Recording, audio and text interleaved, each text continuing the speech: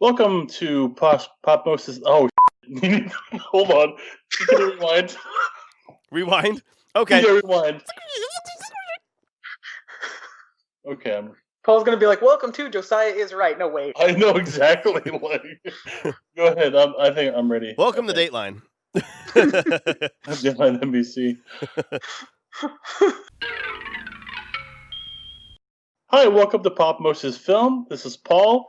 I have my Tyler and Josiah with me. You have your Tyler and Josiah? Oh, shit. No, this is staying in. He's my Tyler. This is my Tyler.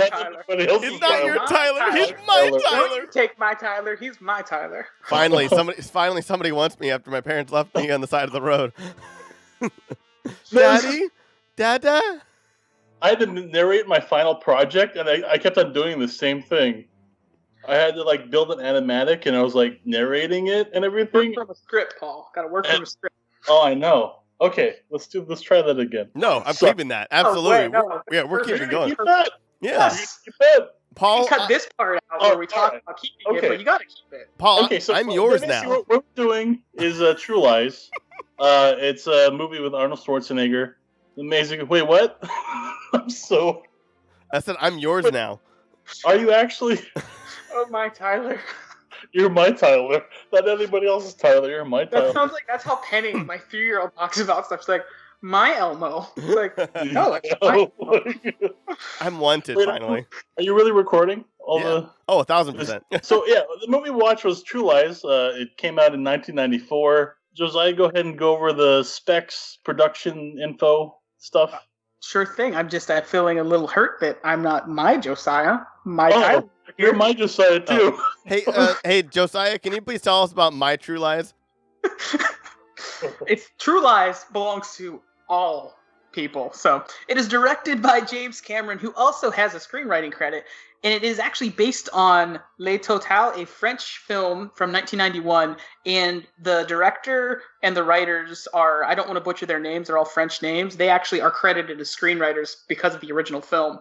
So even though, wow, that's something that doesn't happen very often. Good for James Cameron. No, yeah, it was interesting. Yeah, so he credited them. James Cameron, apparently, James Cameron wrote it, and he actually brought in other writers to try to help punch up the humor, but he wasn't liking what they were doing, and he just tried to do it himself. I read there was one exception where he kept one joke that one of the writers pitched him, but he credited the original guys.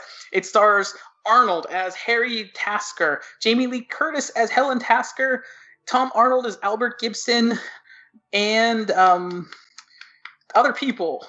Charlton Heston is in it. Eliza Dushku. Yeah, Eliza Dushku as the daughter. So Tom Arnold. Dana. Tom actually mentioned Tom Arnold. He's one of the 3 people in my notes. Can we please give credit to Art Malik, because he was phenomenal. He's the villain. He is so good. He is, and I it's funny. I didn't write him down in my notes. I don't know why, because he carries this film from that side. And I read how he was kind of in a bad way. He owed a lot of money in taxes because he hadn't been able to pay his tax because he wasn't working. He hadn't worked for 2 years leading up to this. So this film saved him financially in his career and things. So good for him. So real quick before we give him more credit, we'll get on that. July 15th, 1994, this film came out. And I remember this being a huge, huge film. It was, budget-wise, the first $100 million picture, actually, at that point. And the $115 million budget, specifically. It opened at $26 million. In the United States, it made $146 million, and globally, $379 million. It was a big movie back then. It was Arnold riding very high, even though he kind of came off a couple of misses with Last Action Hero and stuff, but still, just this is 2 or 3 years after Terminator 2, so he's sort of at his peaks of his action power. It is produced by Cameron and Stephanie Austin, who also produced Terminator 2, Long Kiss Goodnight, Sahara, some other action movies of that sort of era, even though Sahara is a bit later. Yeah. But action movies of that era. So that's the people behind My True Lies. Yeah. Nice. So it came out in 1994, and like you said, it sandwiched Terminator 2 and in terms of with James Cameron, it sandwiched Terminator 2 and Titanic. And I kind of see, in my opinion, it as the last great Schwarzenegger action film, because everything after this, Junior, Eraser, Batman and Robin, They're I'm sorry. Like Schwarzenegger. Twins is my favorite Arnold Schwarzenegger, action film of all time. I don't know what you're talking about. Him and Danny DeVito wrecking shit up. Cop, that's an action film too. Kindergarten Cop. Yeah, there's some action elements. But yeah, I always see like this is like the last like great Schwarzenegger action film. This is almost in a way though, like Paul, you're saying, like as I was watching, this is kind of like the last great action comedy of that era. Yeah, I agree with that. It's really there was none. I mean, not the same anyway. Like I mentioned Sahara, which is kind of sort of vaguely in that category, and that's 2005. I think the movie came out, and I'm not crazy about that film, but that's sort of trying to be that kind of action comedy type thing, and that movie still exists, but this was sort of the end. Really, it's almost like in a sense, this is the last action movie of the 80s, even though it came in 1994. Yeah. And I think what I really liked about it is like it really balances the action and the comedy really well, and like it, all the moments of levity in there, like really kind of like punctuate the action. Like for instance, like at the when Schwarzenegger he goes into the bathroom.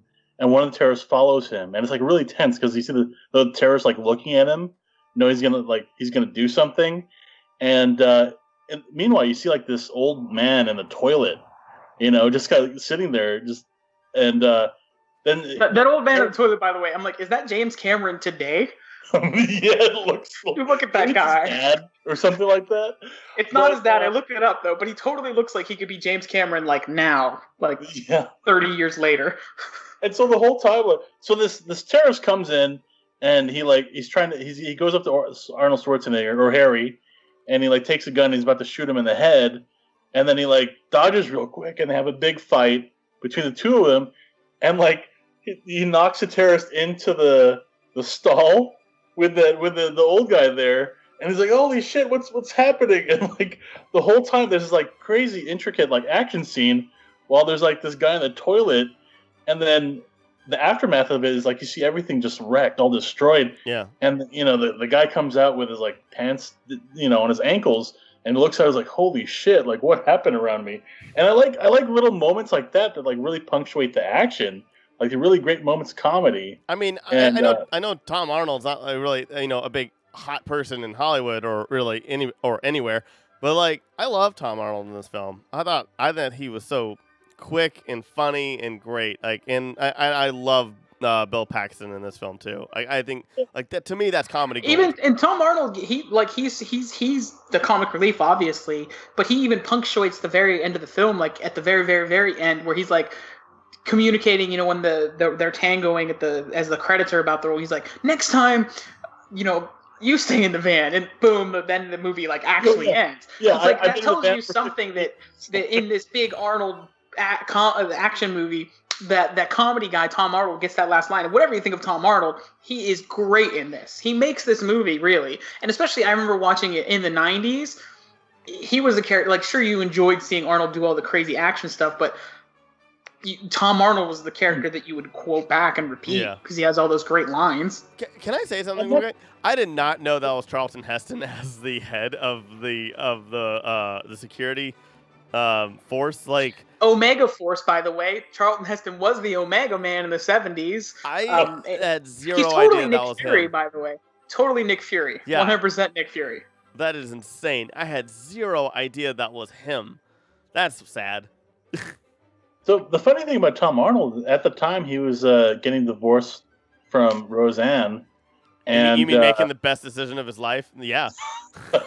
and the thing is, like, the studio didn't want him. They were like, who is this guy? He's on his way out. He's not, he's not really fit to be in this movie.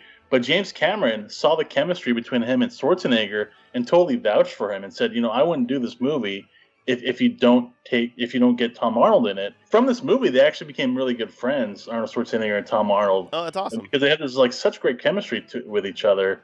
And I almost wish that they did more movies together, to be honest. Yeah, that would have been nice. Man. Well, I think the problem is, like, I'm like glancing through my notes. One of the things that this movie really reminds me, though, and why it's sad, is two things. I wish so badly that the next film that James Cameron almost made after this was going to be possibly his Planet of the Apes, because this is right around the time he was also developing his Spider-Man, that's actually his original script changed a whole lot, became the one they shot with Tobey Maguire. He was developing that. He was developing Planet of the Apes with Arnold. And I think that would have been a 90s Planet of the Apes with Arnold would have been just amazing. Awesome. That should have been the last 80s action movie right there. But that obviously didn't happen. But part of it makes me sad is I hope that James Cameron could say, okay, I don't need to make all these Avatar movies and do something with Arnold, because James Cameron's the only one who can get real performances out of Arnold.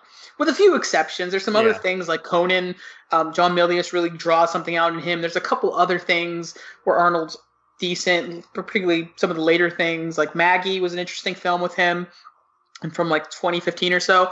But James Cameron really knows how to get the best out of him in terms of every way. Like Terminator 2, Arnold is brilliant in that, and it's because James Cameron knows what he's dealing with, and he crafted an entire character around the limitations of the man as an actor. And this movie plays on it in a different way, because Arnold can be this great, charming guy, but not always the best actor. So you give him that foil like a Tom Arnold, it's just so brilliant. And I would love to see something with, like you said, it's too bad that that Arnold and Arnold Schwarzenegger and Tom Arnold never worked together. Arnold and Arnold, they never worked together again. But at the same time, but if they would have worked together without James Cameron, would it have been as good? It would have been another.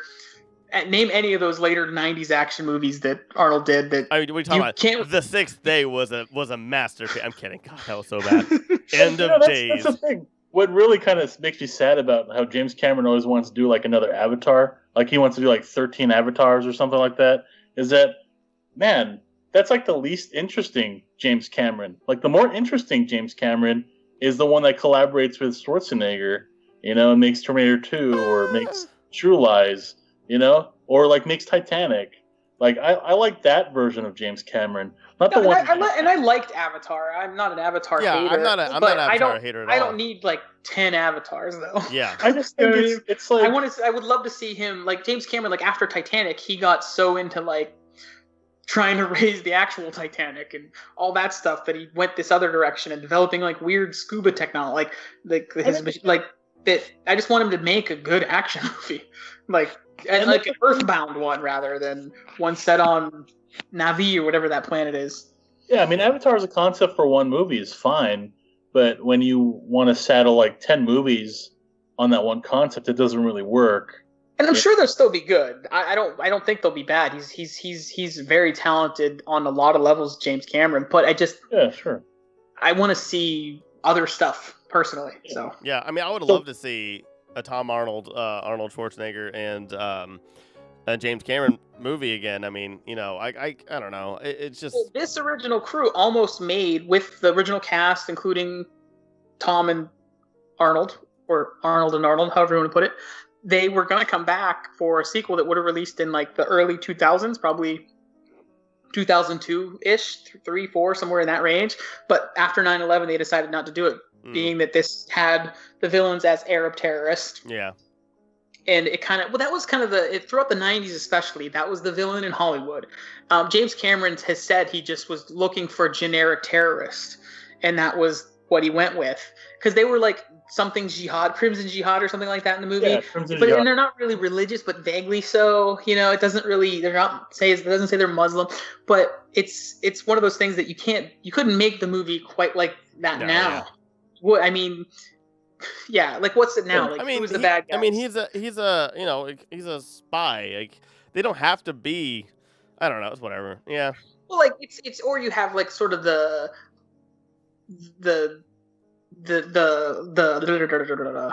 Yes, I agree. You have the Die Hard version where you have essentially a group of terrorists, or you have G.I. Joe where Cobra, it's just this group of people who are trying to take over the world, and they're not any one race, so you can't profile or base because it gets tricky no matter what when you're doing that in a film. It's just and especially in the 90s, a lot of movies, these were the bad guys. That was just that at that time. But before that, it was the Russians or whoever. It's always sort of whatever that other group is, and it just. But that's. I mean, it doesn't. It kind of you can. I would wonder what it'd be like to watch this film today, and having never seen it, what would you view the terrorists, the bad guys in this movie? Yeah. I mean, the thing that stands out with me about this movie is that, like, first of all, like, all the concepts are kind of, like, outdated, like you're saying. But what really stands out to me is how, like, well the action scenes are choreographed, and, like, how the camera doesn't, like, swing wildly, do a bunch of jump cuts. Like, you know exactly who the villain is, who the hero is, and you get a good sense of, like, the surroundings and the space. And the action is, like, really easy to follow, and it's not, like, obscure. And so all the action set pieces are, like, really well done.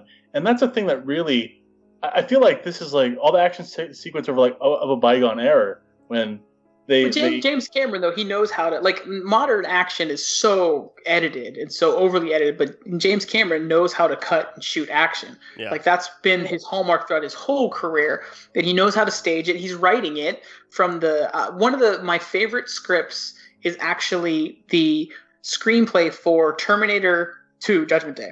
If you actually read the script, particularly the third act where that starts up, so all the action that happens, James Cameron, writing that script, he laid it all out so that everything that happens, it's all in that script. And whenever I read these things, I always try to find, like, a shooting script version as opposed to, like, those ones they publish later that are often based on what's produced. Yeah. And this film, it lays out the action so well that you can read it on the page.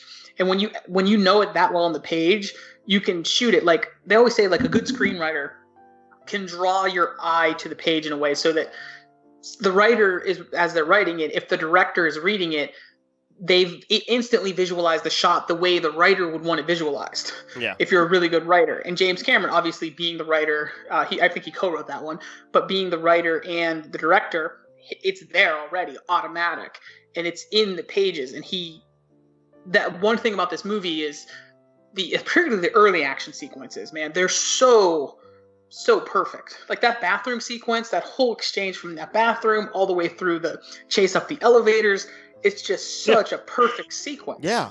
I love it so much. And you never lose sense of where you are, which is a really impressive thing in an action movie. I love it how he chases him on a horseback, and then he takes the horse through the hotel. Which is the Bonaventure in downtown LA, by the way, if anybody's ever been to that hotel. Yeah. And then he goes into the elevator with the horse. And there's these this elderly couple, and they're like, "Hey, say something!" And it's like, "Oh, a nice horse you have there." But so they're all confined in the little space, and then he gives the evil eye to the lead terrorist or whatever. Yeah. Great scene. Through the elevator, and then they go up. It's easy to track everything that happens, and he goes up, and then the terrorist guy he drives off the roof with his motorcycle, and then. He tries to follow him on horseback, and the horse is like, "Oh shit!" and stops, and he falls back. And it's I like moments of levity like that. And that's a great moment too, because when that build, the music really swells as he starts to ride on the horse, and it builds up with that expectation that this horse and he's gonna fly across. And the horse just dead stops. Yeah. It's just like the needle on the record kind of skipping a moment. It's just brilliant. And even though I'd seen it, knew that was coming, it still works. Yeah, I've seen this movie it's several a great times. bit. It's honestly a great bit. And it's funny, the opening really reminds me a lot of the first Metal Gear Solid, where he's in the ice, or he's in the water, and he's getting in through the gate, and he comes out with a scuba gear. It reminds me a lot of the first Metal Gear Solid. And then I like when he's at the party, and he goes up to random people, and is like, "Hey, it's nice to see you again." And who are you? Yeah. Who? It reminded me a lot of Austin Powers, when he's in the casino. And it's there you are, and kind of weirding people out. Well, I like it's the joke where if you have James Bond works because a lot of times, even though the actors are these handsome kind of men, they're guys that blend into those situations. Yeah. Whereas when you have Arnold as essentially, because he really, especially at the beginning of this movie, it is Arnold as James Bond. He comes in like Sean Connery coming up through the water, and he goes into the party, and he pulls off a sweatsuit, and he has the suit on under it, even though it would never work. It's a great moment. And he goes into the party, and how would Arnold blend in there? He can't just be sneaky about it. He just is he's like, this food needs to go. He's just like bossing people around. It's like, okay, if that guy were there, he'd be that guy.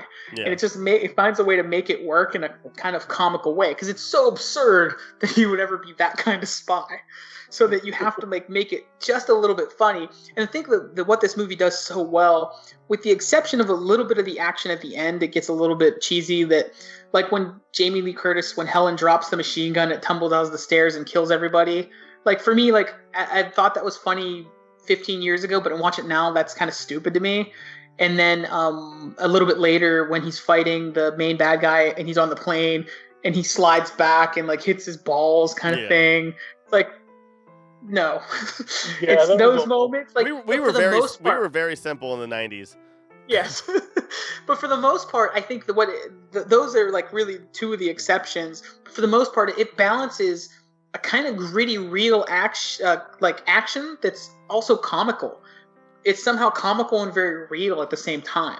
And I think that's a really almost an achievement in itself. Yeah. Because you kind of, in a lot of other movies, it goes in one direction or the other. I think with this movie, like, one thing, I just want to give a shout out to, like, James Cameron always knew how to fuck with, or how to, really, really, really, really mess with Bill Paxton, and I love it. Like, every single movie, he just always has the most ridiculous lines and everything, and like him peeing his pants. Like, I feel like James Cameron's like, I need this character needs to pee his pants. Where's call Bill Paxton in. It was so funny because like whenever that happens, like I hear him as Hudson in Aliens, like, game over, man, game over. Yeah. That's what was in my head at that moment, because it's like essentially like James Cameron's like, how can we make Bill Paxton's character as cowardly as possible now? And at least in Alien, he gets to redeem himself by being tough at the end as they swarm the room, and he's like, come get some. But in this movie, no.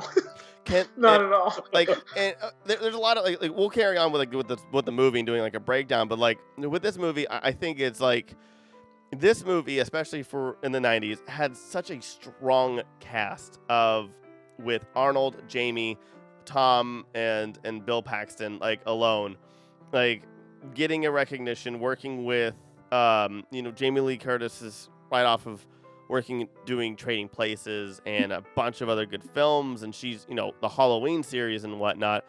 Household name, Arnold Schwarzenegger. I mean, a few people knew who he was at this time. I'm just kidding. And but this movie was so good, and Jamie Lee Curtis is so good in this film as the housewife who turns into like a badass. And I love the dynamic and everything of like the realism, but also being cartoony at the same time, where they're like the perfect family, where like she's just so overtly like just perfect. And then this whole like you meet Jamie Lee Curtis and you're just like, oh, she's just a generic housewife number one. And then everything comes in with Bill Paxton, and you see that she's like this, like, and then you get more where you're just like, oh man, she's not a housewife, she's kind of mean, so she's cheating on him, and then you just get more and more into it, and you're just like, she's a badass. She's just giving up everything to help the government. What her sort of badassness though, which is really cool to me, it comes from her being a wife and mother. Yeah. And I think that was a really cool thing, that's what's empowering, that her strength is actually, she loves Harry. She loves her daughter. Yeah. Like, sure, she was tempted by Simon because of no, but that was the whole thing. She wasn't. She wanted to save the country. Which no, is I mean the opposite of what most. But there's a part where she says to the coworker, "Well, he's a little cute" or something like that. Yeah. So there is that level of temptation, because obviously Harry is so wrapped up in what he's doing that he's neglecting her, and he doesn't see that until he manipulates her, because until he plays the big thing where they invade and they're interrogating. He doesn't realize it. That interrogation scene, she is so good in that scene, where she seems like that. She starts off as that cowardly woman that when there's a threat to her family, essentially, she's smashing the window. Yeah. Like, that is such a great sequence of like showing where her power is and like how it's different. It's what feminine power can be and strength can be as a mother, being married and having little girls. Like, that's something I say, okay, that's the kind of mom I want Judy to be. I mean, Judy's a different person. She's not going to smash a window, but the fight for your family kind of thing. Yeah. And it's cool how that's where her strength come from? And then and I think the kind of turn is then for the character of Harry. He sees that and he realizes why he's doing what he's doing is protecting the country and being a spy is because of his family, for his family. And then he realizes that his wife is like the biggest badass in the world. Yeah, oh, exactly. She's so cool. I actually think Jamie Lee Curtis. I really, really do think that Helen Tasker is my favorite character of the film. Yeah, she's fantastic. I mean, I love the. I still gotta say Tom Arnold. He steals the show. Well, I think you're right though. I would say Tom Arnold steals the show, but she's probably the best character. Tom Arnold's like Chris Hemsworth in Ghostbusters, where he steals all the scenes, but he's not the best part of the film. Oh man. I really like that Ghostbusters movie, but I'm just saying, like, I mean, wow. I love Kristen Wiig. That's a whole discussion we need to get into. I love Kristen Wiig. I love Kristen Wiig so much. Yeah, I mean, I really like the scene where she's dancing, and he has a tape recorder, and then she's like dancing, but she's kind of like a little bit awkward, and like she drops that little chip and then puts it in her mouth or whatever. Yeah, the whole sequence is, and then I like it when I like even before that though, where she's like doesn't know how to be.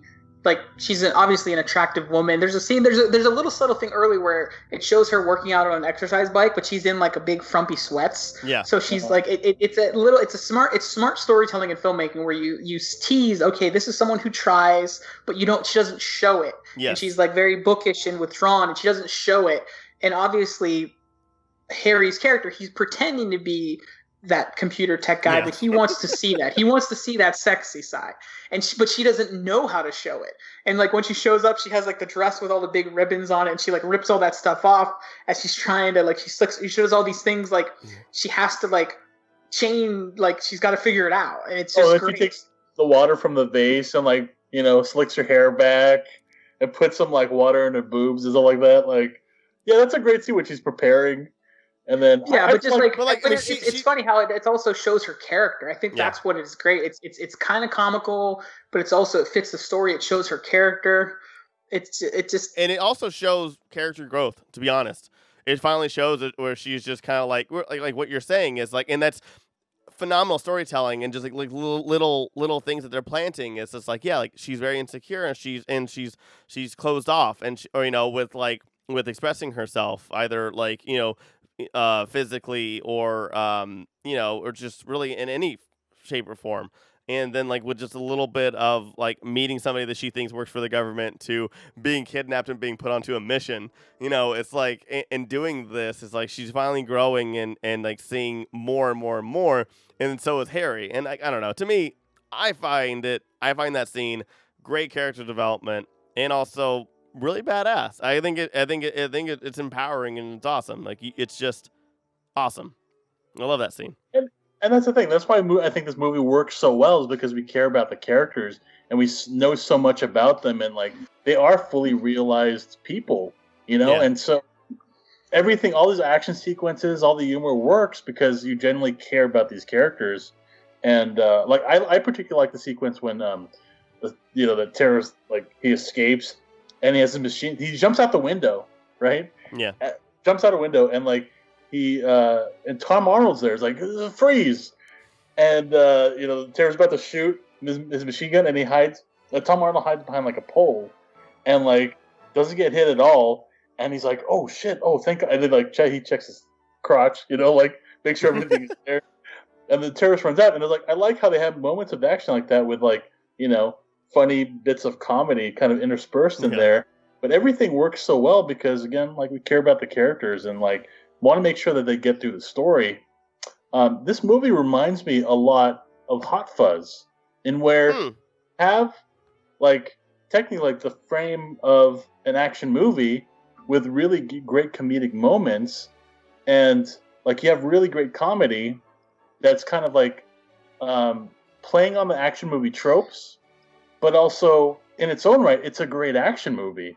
So this movie feels a lot like Hot Fuzz to me in that way because of that. Well, Hot Fuzz would feel like this movie. Oh, I guess. It's the opposite. I mean, Hot Fuzz is literally, it exists because of these movies. That's what Hot Fuzz is. So it's because of that. But I think it's one thing to like comment or make fun of, a certain genre, or like certain tropes in a genre. It's another thing to do those tropes really well yourself, and I think that's what both those movies kind of are. Yeah, well, there's a difference between parody and what this is, which is an action comedy, which is what Hot Fuzz is too. It still pays tribute quite literally to a lot of those other films, but it's fundamentally an action comedy. It's more broad comedy than the comedy in this, but it's still an action comedy. Like, so you have the whole you set up Harry as an agent, you get some of his home life, you get some of a lot of like 90s hunting terrorist type stuff, you get the big action chase sequence, and then all of a sudden that kind of stops because Harry shows up to Helen's work and finds out that there's this Simon guy, and he starts pursuing that and ignoring everything else. And you almost forget about the terrorist stuff because that plot is so engaging, where this horrible used car salesman is manipulating the wife, and he is just this great ridiculous character but yet just seems kind of real. Like we've all met that guy and hate him, but he's real, unfortunately. And then after that, the whole sequence in the hotel and the striptease, bam, the terrorists come right back in. Yeah. So right when it's such a brilliant moment where when they realize, when Helen realizes it's Harry, after she cracks him with the phone and stuff, which is just great, they break in, the terrorists, and they get like, wait, what? And then boom, they're captured, and they're having to deal with essentially their marital strife while being captured by the terrorists. And it just makes those sequences where instead of just the cliche of they've gotten captured by the bad guys, it's just perfect because they have to hash it out at some point. The movie like grasps onto like irony like so much, where you're just like, yeah, this is like an action movie and everything like that, and then just quick cut over to family time and like and more, and then it goes back to action scene, and then back to. Oh, it's like, is she cheating or is she not cheating? Back to, these people want to, destroy the world. And back to over here where it's just like, he was a used car salesman, this sucks, and my husband, and blah, blah, blah. And then it's just like cut again where they're just kidnapped. Like, where it's just, you don't expect it, and it's like, it's just the exact opposite of everything that you want. Or that you kind of going into everything you expect, exactly. Everything that you've been trained to want. It plays on all those things, and kind of puts a little twist on it, it puts like brilliant tropes into it as well, and plays it off, and then becomes like quasi meta in a way as well, and which I like. I like that scene after he discovers that she met with Simon, where they're at the dinner, they're having dinner, and she's like talking about her day, and you just like all the dialogue like drowns out, and you just focus on Arnold's eyes, and he gives us like total evil eye, like if I saw that in person, I'd probably like shit myself. I know, right? Yeah, no. Like intense stare, and then the dialogue comes back in, and then after she gets like, after the interrogation scene, they have another dinner scene, and she's talking about her day, about like what happened, and her cover story is like, very thin. And so Arnold's is asking questions, and she's like, trying to put the gravy on the mashed potatoes, and she's like really nervous. And I like little moments like that kind of punctuate their relationship. And then another thing where he's upset about her lying to him when he lies to her every day. Yeah, like and I think what you see is it's a great storytelling again, because there's a scene earlier where the cigarette pack thing that has the camera in it that's in the glasses, and he sees his daughter Dana stealing money from his wallet.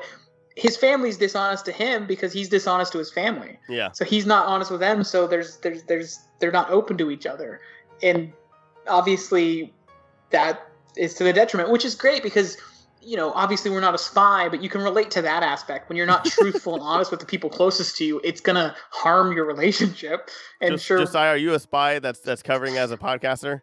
Is that what's happening? I wish. I can neither confirm nor deny. I can't, but if I deny it, then it makes it too obvious. But if I confirm it, then I'd be lying as well. So. If I was a spy, Judy would know it. I'll guarantee you that. My wife would definitely know it. I don't know about anybody else in the world, so. All I know is that my Paul is not.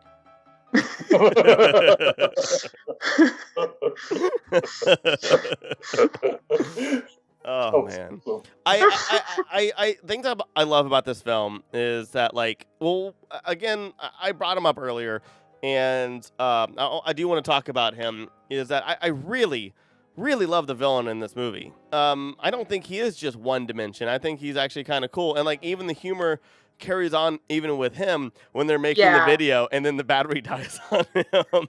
Yeah, like that was a great moment. Like that's one of those things where like I kind of forgot about it until I watched it. This I'm like, oh yeah, that's right. That's like hilarious. Yeah. Where he's like, well, go get another one. Thing. And but like Art Malik is he's so good, and he has the most captivating eyes I've ever seen in my entire life. His eyes are so big and captivating. Like, you feel his emotions so much. I don't know if you guys, but every time I watch this movie, I just get lost because his eyes, like, he just sees so angry, but like, he's one of those faces that has big eyes, and so you read him, and like he doesn't have to say anything, and like you just look at his eyes and they just say everything because they're just so big, and like he's so good. It's just he really humanizes a character that, honestly, in Hollywood, especially around this time and after this time, forget to do is, make your villains in these scenarios human. Like, James Bond has a very big problem with this, where, yes, a lot of the characters are remembered, but like because of so wacky and weird, that like Jaws and Odd Job, like nobody cares about them at all. They just like making references and they remember them because they're just so weird. Like the guy who knows his hat, the guy who has metal teeth for no reason whatsoever. That are parody, but they start out almost as a parody anyway. Yeah, like it's so And so like where I feel like with Salim Abu Aziz, I like him. I mean, he doesn't have like this master plan. He has a big plan, but like it's doable. It's a doable plan. It's kind of like the terrorists in Iron Man had a plan. They had access to stuff and whatever. It wasn't like this full blown, I want to take over the world. I want to blow up the world. I want to steal money from this big, or I want $1 trillion and that's it. Like, and I don't know. To me, this villain actually had it was grounded, and I think he did a fantastic performance, and he's been great in other stuff as well. Yeah, I think it's largely on his performance, because there's not a lot that he's given to do, and it's not that like he's overly stereotyped. It's just that he's the bad guy in the movie, so he's just getting a little bit of less. And especially the bad guys are kind of portrayed as much by Tia Carrere's character, right? She kind of is the first bad guy we meet. We don't know that she's a bad guy yet, and it's kind of revealed that she's a bad guy in that moment where he slaps her in the face, reveals that, oh, he's the real bad guy. When right before that, we thought he was just one of her sort of peons or thugs working around her little art gallery place. Yeah. But she's kind of the conduit too for it, so he doesn't get much to work with, and I think he does a lot with very little. Yes, like a lot. He feels like a credible threat to Arnold, and that's I think totally. Well, he's not. Yeah. Go ahead, Paul. And so I was wondering, I have to say, Tia Carrere, super hot. Like I had. When I was like 12 or Wayne's World 13, was, yeah. Oh my God, Wayne's World. And this, I had like such a huge crush on her, and like watching this, I was like, holy shit, I forgot how like gorgeous she is. She still is gorgeous today. What did you think of her as a villain? I thought she was okay. I actually think that it's weird. I think she's a great actress. Like, she's actually in Legend of Korra, and has a great part in Legend of Korra. She's a great voice actor, and she's been good in other things. I don't think she was exactly that great. I think she was literally just the face, and I don't know. Her character was just kind of like bland, like, hi, I'm successful, and and yet I'm gonna turn on you, and like this kind of character. And I feel like her character was almost like kind of the weakest link too, because it was almost as if she existed to then give Jamie Lee Curtis someone to sort of fight with that could then almost like kind of sort of be like a rival for Harry, because they established that at the beginning of the movie, that when he dances with her, but it just doesn't really land. She's really just almost like, I like how the idea of her character is a front for the terrorist, that she's really the one that allows them to do what she does. but we don't know why she's doing it. We don't have a sense of what's kind of that going on there. And I don't know that you need to or really care because the rest of the movie works around it. So I think, honestly, she's just kind of like there almost more as like a plot device than anything else. Yeah. So it's unfortunate. I think she did the best she could. I don't think she did a bad performance. I just think it's a bad character. I think she should have, like, there's a sequence right before that interrogation with that torturer guy or whatever, that old torture creepy guy. Yeah. And she goes up to Harry and is like, oh, I really love the time we shared with each other. And while Jamie Lee Curtis is like tied up right across from Arnold. And I think they really should have elaborated on that. No, I think the whole thing was perfect. I think the whole thing was about lies and deception and overthinking, and I think that's what it was. I think if she if she went over and just like made out with him like for like a long period of time or like kept going, I think she wanted to kind of like have them kind of like, you know, mentally kind of just like really do it to themselves, so they try to break it down even more so and read it more into it and kind of do more of mental torture as opposed to, like, you know, just doing that, because she doesn't have to prove herself anymore. They're gonna die. She's, for all she knows, they're just gonna die in a second anyway. The thing is, like, the scenes when she appears, like when they get captured and she appears out of the car and they're on the plane, like, I think she should have had more dialogue to kind of like make Jamie Lee Curtis question Arnold's fidelity, you know, and say like, hey, remember the time we dance a tango? You know, certain things kind of manipulate him a little bit to make him like, to make her jealous. I think it would have gotten to a point where she did it so much that Jamie Lee Curtis's character would have been like, okay, now I know you're full of shit. Because like a lot of people don't do it. Like I wouldn't do that to somebody if I'm like trying to make somebody jealous. I'm not gonna like go on and on and on. I'm just gonna plant something, like, not saying that I do this at all, but I'm saying like what I would do is that like I would like just plant one thing and then just have them go crazy and obsess over that one thing, as opposed to my Tyler would never do something like that. My Tyler. No, but I feel like I like the ideas, but I also feel like it doesn't need to happen. The character serves the purpose, because especially at that point, what I'm more interested in is the relationship between, and the stuff in the exchanges between Helen and Harry. That's what I really like and want to see. Sure, that what you're saying works, but you just maybe give a little teeny bit more of it, but you don't need a lot of it, I don't think. I feel like, because it's really about their relationship as opposed to how she impacts their relationship, if that makes sense. I guess in terms of pacing, my idea kind of like slows things down a little bit. Yeah, especially because this part of the movie does slow down significantly. Once it gets there captured, I mean, well, once the breakout sort of starts, then it keeps going. But once they're captured, there's a little bit of a lull. I mean, it works because there's character stuff, but there's definitely a little bit of a lull until the breakout. So. By the way, I love how that the interrogator, that creepy interrogator, he goes to Arnold like, I forgot what he asked him, but Arnold's like, yeah, I'm gonna kill you first, and then I'm gonna grab a knife and throw it at that guy. He's like, I'm gonna grab you, use you as your human shield, grab that forceps over there, or whatever it is, you know, he's like, that thing over there, throw it at him, and then slit your throat. Yeah, and he's like, how are you gonna do that?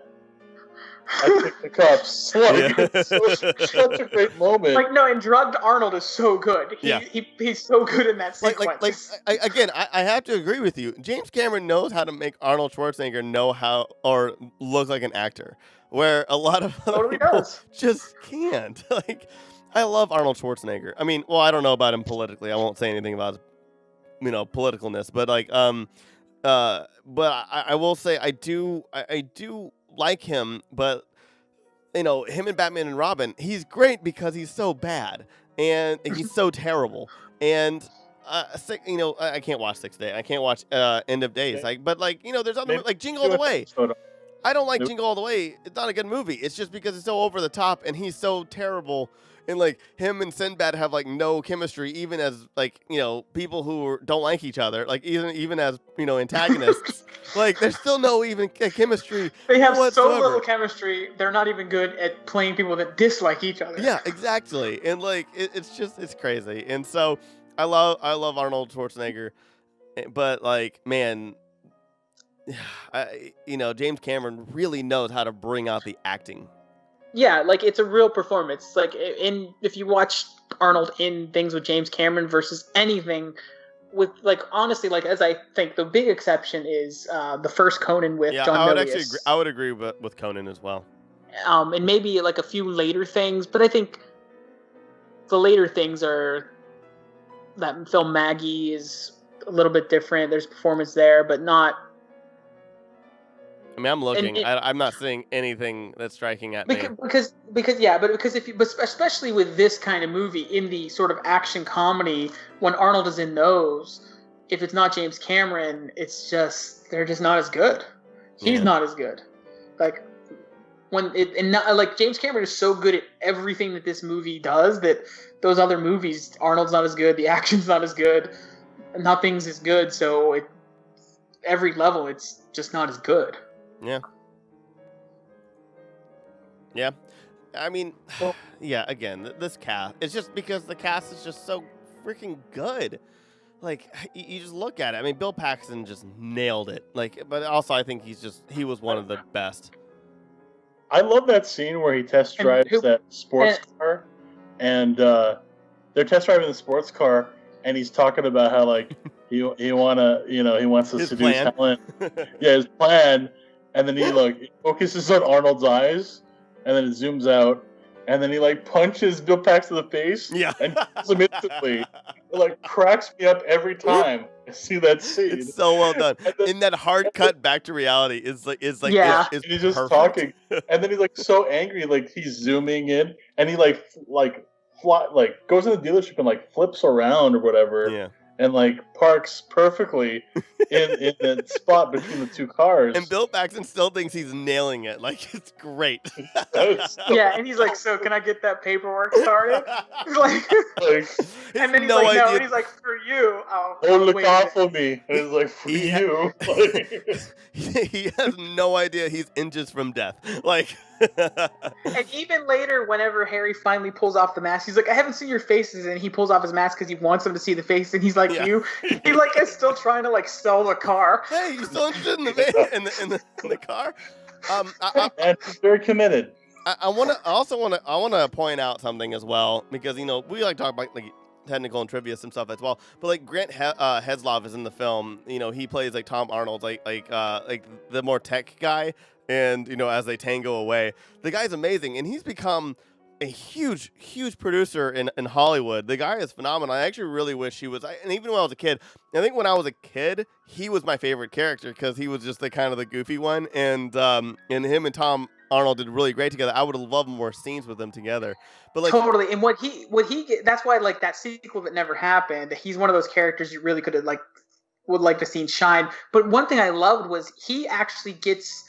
Right before that, whenever the very culmination where the terrorists are in the building and they have Dana and the nuke, right? Yeah. And they're like, "Oh, we have a guy on the inside." And it cuts to the newsman and it's him, and they go up the stairs, and then right once after Dana steals the key, he boom boom shoots all those guys, and it's cool because he's a little surprised because though he's a tech guy, reasonably he's trained to do these things too. Exactly. It's just his expertise is over here, but he's still. He doesn't get to exhibit those skills, so he's got that muscle memory in him, but at the same time, he's a little taken aback, and I love that he got one of those moments too, because he was just the tech nerd character, but giving him something else, and then they played it in a way that was very, again, that comical but real. Yeah, he's a great. It was a great character, a great supporting character, and a great actor. The guy is phenomenal. But the guy he's a producer of Argo, Good Night and Good Luck, The Ides of March. The guy is Leatherheads. I love that film. I freaking love Leatherheads. That's the one with the football one, right? Yeah, the George Clooney football one. I don't even like football, but I love that movie, The Monument. That's the movie because John Krasinski had to wear a wig on that season of The Office because he did that movie because he had to get a 1950s haircut, but they wanted him to have the Jim haircut. Yeah. So he had to have a wig. Oh, that's amazing. But this guy he's so good. I mean, awesome producer, but he's a great actor, and now, man, just making some good stuff. So I just want to point out, God, what a good film, and what a good cast and everything. Just, I don't have many qualms with this one, especially like compared to like other like action movies that came out like in the 90s. Like, I don't really like a lot of action movies from the 90s. They don't hold up to me at all. Like Face Off, I cannot watch Air Force One. It's such a hard watch. It's so corny. But like we said, those are all late 90s action movies. This is the end right here. This is the end of the good era of that kind of film, and then and then everything else, like they tried to grab what this kind of film had, and nothing else quite had it. I agree. Do you think that they can make? Because I would say like True Lies, like it works on so many different levels. And do you think that they can make an action movie like this that works this well nowadays? No. I mean, they've tried with Lethal Weapon. They have tried so many times. Absolutely not. I mean, they tried with Expendables too. I mean, Expendables does have a little bit of comedy in it. Expendables is like almost though the love letter. Yeah, it's like an homage to these movies. It's the love letter. It's a different category. I feel like though this movie exists. This movie exists as a superhero film today. That's really what it is. Yeah. That's the action comedy of today. That's Tony Stark quipping as he fights bad guys. That's really where this genre has gone, I think. I agree. That's the action comedy today as a superhero movie. I mean, maybe there's Fast and Furious and stuff, but those really aren't that funny.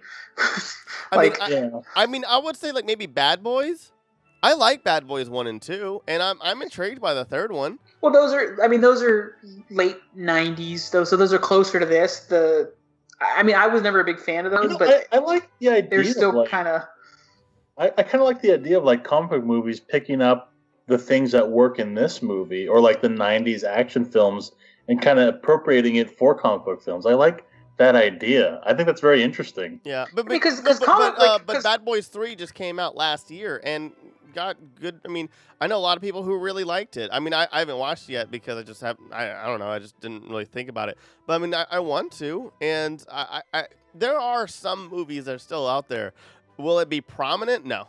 The problem with Bad Boys 3, whether I never liked really Bad Boys, but the problem with it is it's a sequel to this other franchise. There's nothing new that exists other than comic book movies, which themselves are based on something that's pre-existing, what have you. So I just feel like the closest thing is a comic book movie.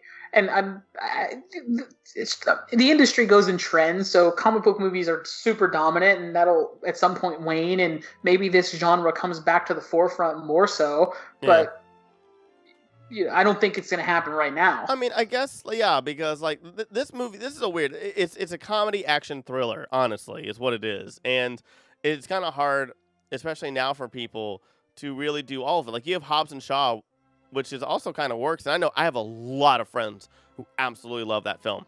And also, I know a lot of critics who really like that film as well. You know what? You might be right.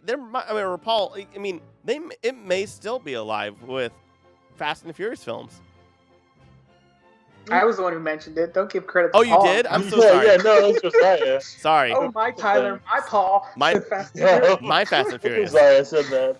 No, those are the closest, but I think that those movies aren't nearly as funny. I don't know, man. There's some banter in it. Like, I honestly have only seen the second one. I've just heard from other people because. Compared to this movie, though? I think the most recent film that's like this, I would say, is Hot Fuzz.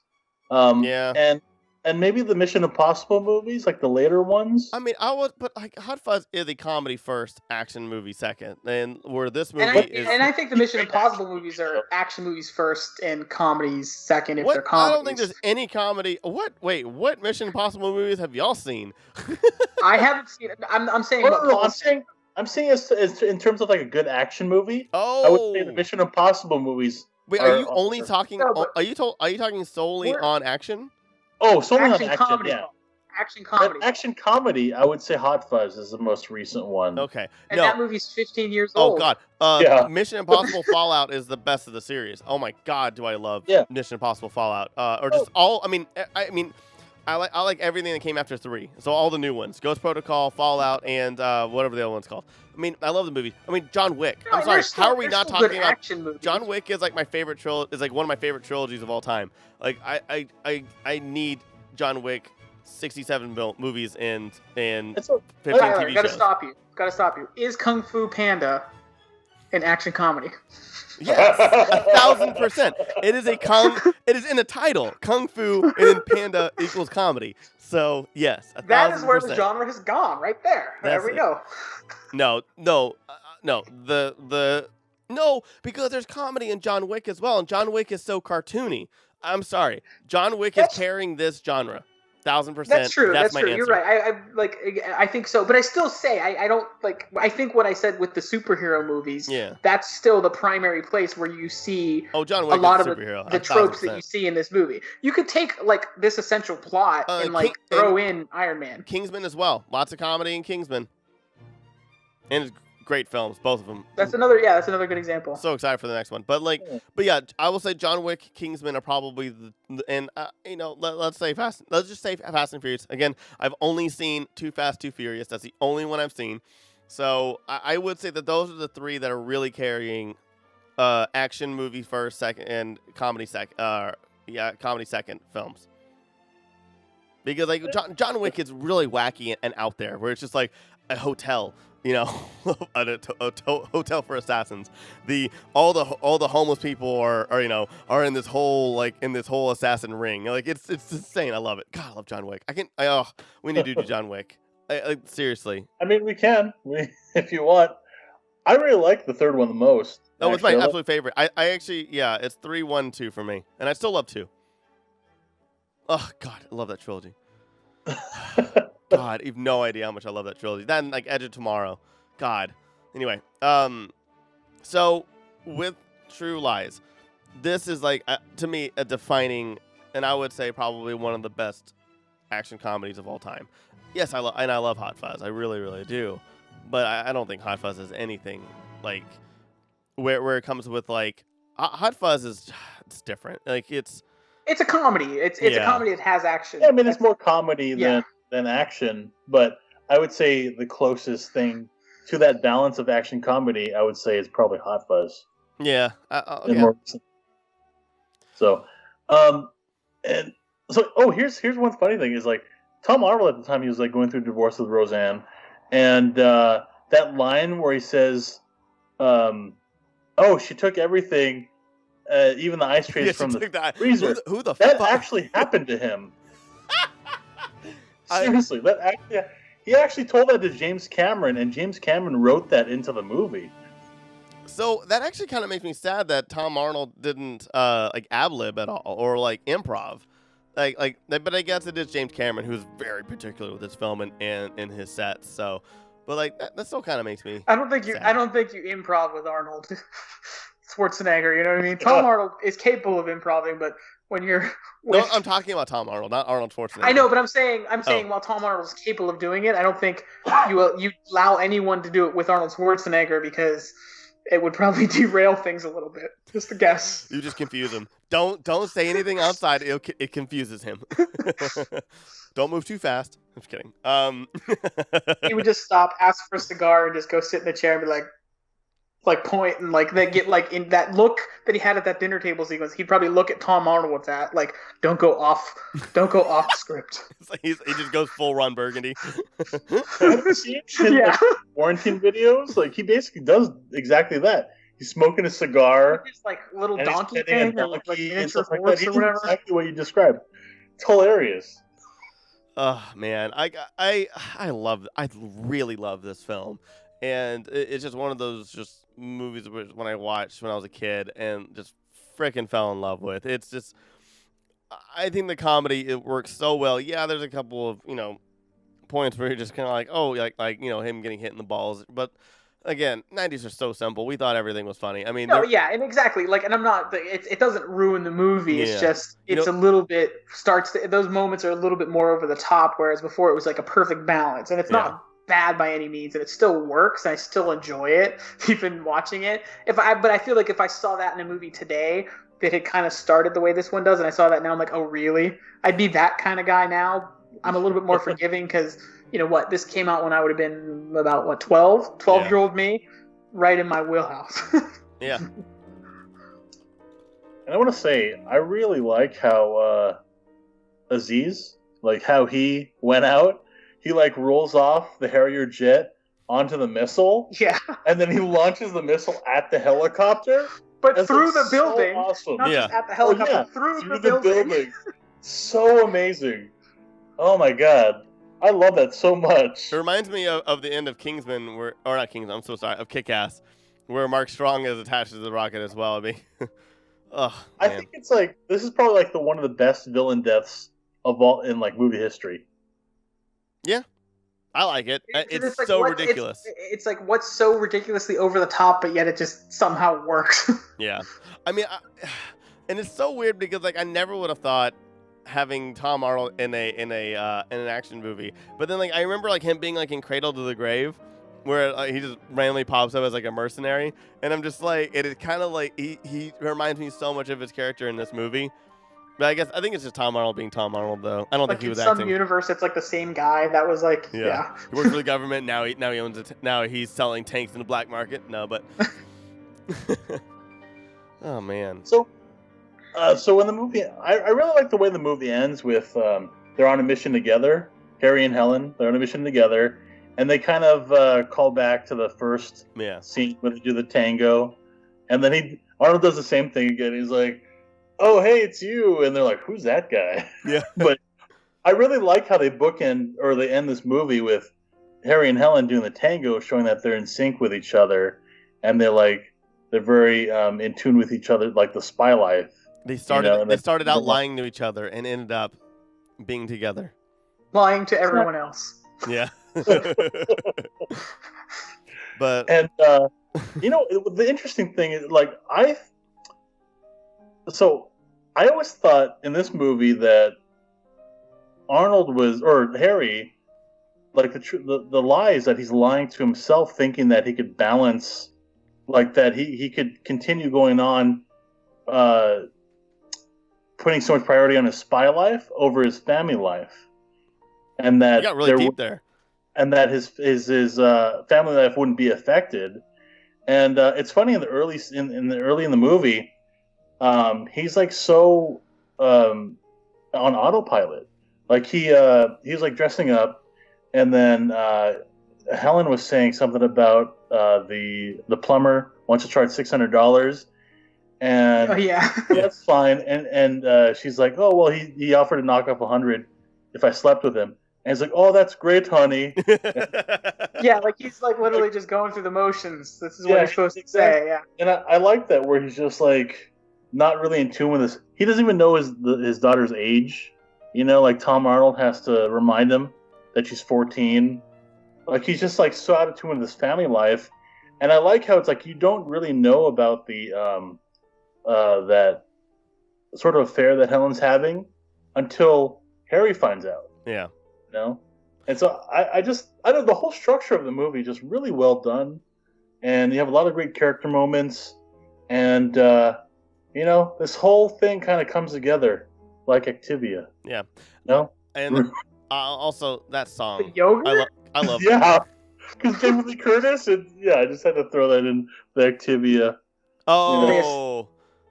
Yeah. Are they a sponsor for the podcast now? Is this? You know what? Swing and a miss.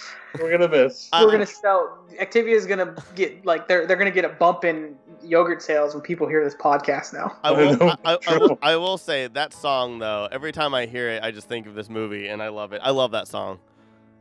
The classic song that the tango song. Dun dun dun dun dun dun dun dun. Yeah.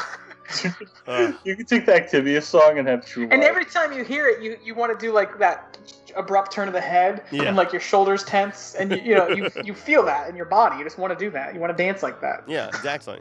Every day, I wake up. You want to grab your Tyler. You want to grab my Tyler and just dance. Just tango together. Do that tango. So, you guys have any final thoughts on True Lies? It's great. It's a great film. I recommend it. What if I was lying about everything that I said about how I feel about this movie? What if those were the true lies? And that's the reason why you're not my Josiah. That's either really, really, really clever or really, really stupid. I'm not going to say which. Clearly, Don't bullshit me. Don't bullshit me, okay? I just it's just a fun movie to revisit that I haven't watched in a very long time. That at the time in the 90s, I probably watched it a dozen times. It was a frequent rental kind of thing. It was probably one of the first R-rated movies that I was actually allowed to watch. Like, if I wanted, at least in my world, like that was one of the few. I was allowed to watch Predator when I was pretty young because we were related. That's a violent movie. Because we were related to Shane Black, who's in it. So we're like, hey, this guy's family, so you can watch his chest get blown open, basically. But yeah, it was like one of the first R-rated movies that, I mean, and it's like a soft R, if anything, compared to some other movies. But it was it's a fun movie to watch again after quite a long time. I'll say that. I have to agree. I think it's just one of those. It's like a classic action movie that it's always fun to rewatch it. And I remember when I was a kid, I had it on VHS, and every once in a while I would watch it. And the weird thing to me is, like, this is such a great movie, and it's not even out on Blu-ray or anything like that. Is it really? Not? Yeah, not even. It's just on DVD. It came out on DVD, like, I don't know, over a decade ago. I'll say I have the DVD. That's so weird. Yeah, it's a James. I would just think that James Cameron would put every single one of his movies on Blu-ray, like 1,000%. Like, weirdly, this is like a really popular film that's kind of a hidden gem in a way. Well, no, I think it's a movie that gets a lot of TV play too, though. Like it's one of those Saturday afternoon movies that'll be on. You kind of find it. I think that it's obviously straight like. It was on HBO, right? Where we currently watched it. Yeah. I think it's readily available in that sense. I feel like you'd find it frequently sort of on. It's one of those movies that'll just get TV play on those random kind of days. So I'm guessing that's sort of what. Because the thing is, it's the market for any physical media is dwindling significantly. So that's why this movie might not. In a sense, warrant a release because although you think James Cameron would be like, I want good sort of transfers of my films to preserve the quality in different media, but I can also see why it doesn't exist in that way. Yeah. Just where things are going technology wise. Yeah, I can imagine I don't know. Interesting, real quick though, before I forget, it was actually one of the last films that had like a wide release in 70mm. So it was one of the last films in that. So. That's crazy. Which would have been probably gorgeous to see it that way. So, like this, to see like just this action movie just absolutely consume you in 70mm, just be awesome. Yeah. Didn't they do that for the Hateful Eight? They released, but like wide release 70mm. This was one of the last. Yeah. There's a lot of things about this movie that I love. I think that Helen Tasker or Jamie Lee Curtis's character is so empowering and awesome. I love her, and I love the fact that I'm looking at some of the quotes and stuff like that, and she said in interviews, and she still says it today that this was her favorite on screen or favorite production, the greatest experience of my professional life so far, and to me that's awesome, and that And this movie really does show the growth and does it really, really well. I also I want to say I like the terrorists in the movie. I like how they're just not so cartoony or just so blatantly racist in anything. I just think they're like what we were saying. They weren't even. We don't know if they're anything. We just know that they were just Middle Eastern. That's all we know. There was no other bullshit about it. They just wanted to do something, and that's pretty much. And it's. To me, it's good. I like it. It's something I can watch today and not cringe over and be like how racist or terrible the 90s were. I mean, if it were made today, even if they were portrayed the same way, it would be viewed differently. But they weren't portrayed in some over the top kind of stereotypical way, so it kind of makes it okay. But I feel like if this exact movie were released today with the terrorists portrayed that way, it would not play well. Yeah, but I just it was different. You can't deny that it was a different time. And unfortunately, the world very much changed. Post September 11th, it did. It's just a fact. I mean, they didn't make the sequel for that reason. Yeah. I think James Cameron said something along the lines where, terrorists just weren't funny anymore because it was viewed differently. And he wasn't trying to make light of it. He was trying to say it was a different thing. Terrorists were just movie get bad guys that and, could be whatever. Yeah. It wasn't about it from his point of view. It wasn't about their race. These ones happened to be Middle Eastern terrorists. They could have been German terrorists. He said they were almost very close to being like IRA. The Irish revolutionary. That was going to be the terrorist group. They just kind of went in this direction and not. Yeah. Again, exactly, and that's what I'm saying though. It's like without trying to sound like I'm being an apologist for potentially racially profiling, but you have to understand the tenor of the time as well when you judge something like this. I watched this movie just thinking these are just a group of bad guys. Like, it had nothing to do with their ethnicity, where they came from, or anything whatsoever. And in the movie, they don't say anything about religion. They don't say anything about anything else. It's just they're just like, hey, we're pissed off, and the closest thing is their name being Crimson Jihad. It does have jihad in it, which does have a religious implication, but that would be it. But so I mean, that's also a regional thing. But I mean, but that's what I'm saying though. Is like you're not having the dialogue, and they're not like doing these stupid shots like a lot of movies nowadays do, where they're planning on, and like where they focus so much on like what the whole what the meaning of the terrorist group is, where this one is just kind of like, hey, these guys are pissed off and they want to do this, and a spy is stopping them, and that's it. It's not diving into it to show how stereotypical they are. Yeah, and no matter what, to be fair, it is still, sorry to cut you off, but it is an action comedy. Like, when you go too deep on it, it kind of derails that. I think the real world implications of like a terrorist organization would have taken you out of the film.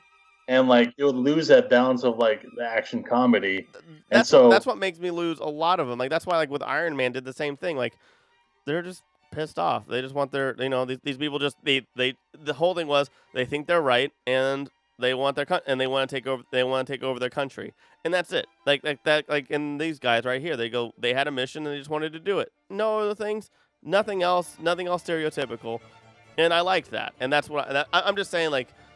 Because we're talking about recommending it to people and stuff like that. I recommend this movie because it's not doing things that a lot of other movies have done very poorly, and I think that this movie does age well. And I think a lot of it has to do with like James Cameron. Like he has really good instincts for action and writing and staging representation. Action. So what was that? In representation, I think. Yeah, exactly. And so I think. Just James Cameron is just very adept as a filmmaker, as a director, and I love this movie so much, and I really enjoyed watching it again after all these years. And I don't know who recommended this movie. I did. Yeah, that was a good choice. Trying to make up for the recommendation. These will be released apart from each other, but this back-to-back Tyler recommended Sucker Punch and True Lies, so he wanted us to suffer, and then he's like, I'll make it up for you guys. Yeah. I wanted to pick, it was either like this or The Town, and I would love to do The Town eventually as well. Yeah, we always have time. We can do that. Sure. We have time. Well, I just want to close this out. Anything else you guys want to mention before we go? Let's tango. Tango. You can dance with my Tyler. Yeah. Well, he's your Tyler. You can dance. Not my Tyler. Too. Yeah, it's. I miss old James Cameron. I guess is one thing I want to say. I miss old James Cameron. What was that? I miss old James Cameron. You mean the James Cameron in the bathroom scene, like? Yeah, 1,000%. Old James Cameron. No, I know what you mean though. Making a bad joke. I agree with you.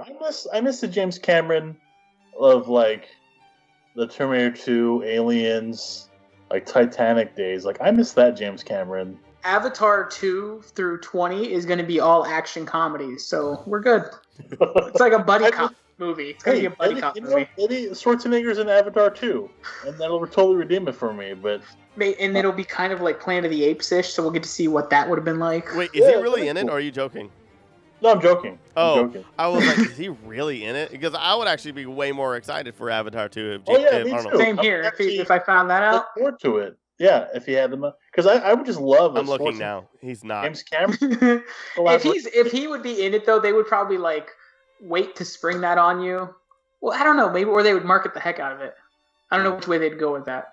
I mean, when is Avatar 2 coming out anyway? Like 2030? I mean, I know that everything's pushed back right now, though. Production was they were in production, I think, and they had to stop because of COVID. I'm pretty sure. So they were actually in production, and it's supposed to come out. Who knows? It's supposed to come out next year, and then every 2 years is a different one.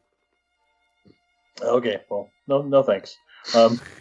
Okay, well, but here's the thing: when they're brilliant and they're amazing movies, and listening back at it, it's like, yeah, just keep making. We're gonna like do all podcasts about how great the Avatar sequels are. I don't dislike Avatar 1. I really don't. It's just kind of like, all right, like to me, it's the savior of sci-fi.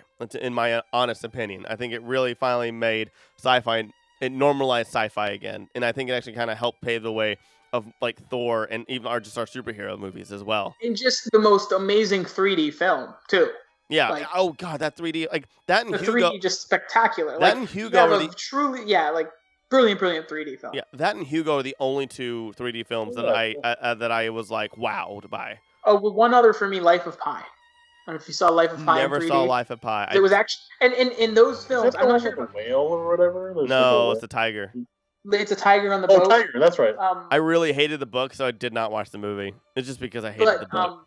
The film in 3D was just, it's spectacular because either the isolation of the boat, just you almost feel like everything's coming around, like it's very immersive. And I'll also say, like, I mean, Avatar has a special place in my heart because it was a phenomenal panel at Comic-Con.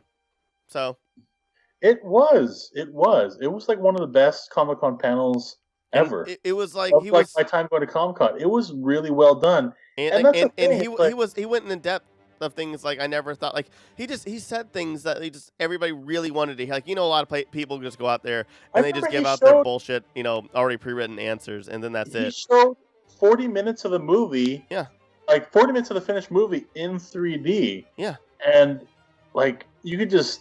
I remember that panel so well. And he talked about like the whole Gollum thing as well, like, and that was awesome. It's so interesting. What was say that again? When he was talking about like Gollum, the whole story about Gollum and how like this script was written years ago, and he put it in a drawer, and like he saw that was when he first revealed and started talking about the impact of Lord of the Rings on him. Oh yeah, Avatar, yeah. He had it forever and sat on it and then he realized, I can do this now. That's the thing with Avatar. Like I admire the passion of that movie. I just don't really admire the final product. Yeah. Like, I think the final product is lesser Cameron, in my opinion. I don't know. I disagree with that, but this isn't about Avatar, to be fair to. Yeah. Oh, I know. Okay. Avatar edition. Yeah, we definitely obviously need to talk about Avatar. Quick little Avatar nugget Tom for me Tom Arnold's Na'vi was really awkward, I thought. I didn't like his Na'vi form. I thought it was really weird when Tom Arnold when Tom Arnold became a Na'vi. I thought it was just a little too much. He was. I think he was playing around with his hair just a little too much. I'm just kidding. That was a joke and disgusting. But I was trying to say something sweet. My sweet Avatar moment though was the first film that Judy and I saw after getting married. So it's special for that reason, if nothing else, for me. So I also got food poisoning right after that. So you can blame. I want to end on a heartwarming note because I like that story. So there you go. Let's end on that note. And thank you guys for joining us for Popmosis Film. Tyler, do you want to? Thank you so much for listening. And you can check out all of our shows and offerings on thegrandgeekgathering.com. And all of our podcasts are available on Google Podcasts, Apple Podcasts, on Spotify, Stitcher, and any podcast app. If you can't find us, please let us know. Also, our music has been provided by Carlisle Laurent. You can find us on Facebook, Instagram, Twitter, all this stuff. I stream on Twitch. We also have our YouTube channel where we have a bunch of stuff for you guys to get And Josiah, where can they find you? Find me on YouTube as well. Josiah is right. WRITE. Perfect. And I will be here. All right.